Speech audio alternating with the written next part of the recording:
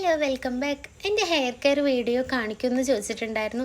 Hair care video കാണിക്കാൻ മാത്രം ഉള്ള ഹെയറൊന്നും എനിക്കിപ്പല്ല, കാരണം ഞാൻ നല്ല രീതിക്ക് ഷോർട്ടാക്കി കട്ട് ചെയ്തിട്ടുണ്ടായിരുന്നു.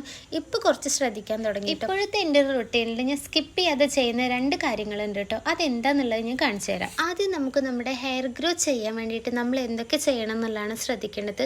നമ്മൾ സ്കാൽപ്പ് മസാജ് എന്ന് പറഞ്ഞിട്ടുണ്ടെങ്കിൽ അത് ഏറ്റവും ഇമ്പോർട്ടൻ്റ് ആയിട്ടുള്ള ഒരു കാര്യമാണ് കേട്ടോ. നമ്മൾ ഈ സ്കാൽപ്പ് മസാജ് ചെയ്യുന്നതോട് കൂടിയാണ് നമുക്ക് ഈ ബ്ലഡ് സർക്കുലേഷൻ വരിക. അപ്പോൾ ഞാനതിന് യൂസ് ചെയ്യുന്ന ഒരു ടൂളാണ് കേട്ടോ ഈ ഒരു സിലിക്കോണിൻ്റെ സ്കാൽപ്പ് മസാജർ. ഇതൊരു സിലിക്കോൺ മസാജറാണ്. ഇതിൻ്റെ എഡ്ജ് ഭയങ്കര സോഫ്റ്റാണ്, അതുകൊണ്ട് ഒരു പെയിനും കാര്യങ്ങളും ഒന്നും ഉണ്ടായിരിക്കില്ല. നമുക്ക് ഹെയർ ഗ്രോ ചെയ്യുന്നത് എങ്ങനെയെന്ന് വെച്ചിട്ടുണ്ടെങ്കിൽ നമ്മളിങ്ങനെ മസാജ് കൊടുക്കുന്ന ടൈമിലാണ് നമുക്ക് ബ്ലഡ് സർക്കുലേഷൻ വർദ്ധിച്ച് നമ്മൾ പോഴ്സ് എല്ലാം ഓപ്പൺ ആവുള്ളൂ.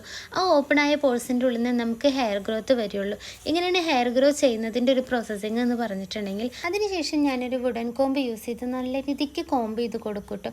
നമ്മൾ ഈ ഒരു വുഡൻ കോമ്പ് യൂസ് ചെയ്യുന്നതിൻ്റെ ബെനിഫിറ്റ്സ് എന്തൊക്കെയെന്ന് വെച്ചിട്ടുണ്ടെങ്കിൽ നമുക്ക് ഈ ഒരു ഫ്രിസ്നെസ്, ബ്രേക്കേജ് അതൊക്കെ നല്ല രീതിക്ക് പ്രിവെൻറ്റ് ചെയ്യാനും പിന്നെ ബ്ലഡ് സർക്കുലേഷൻ കൂട്ടാനും ഹെയർ ഗ്രോത്ത് ചെയ്യാനൊക്കെ നല്ലപോലെ ഹെൽപ്പ് ചെയ്യും കേട്ടോ. നമുക്ക് ഹെയർ ഫോളും ഹെയർ ലോസും ഉണ്ടെങ്കിലൊക്കെ കുറയ്ക്കാനും നല്ലപോലെ ഹെൽപ്പ് ചെയ്യും കേട്ടോ ഒരു വുഡൻ കോമ്പൗണ്ട്.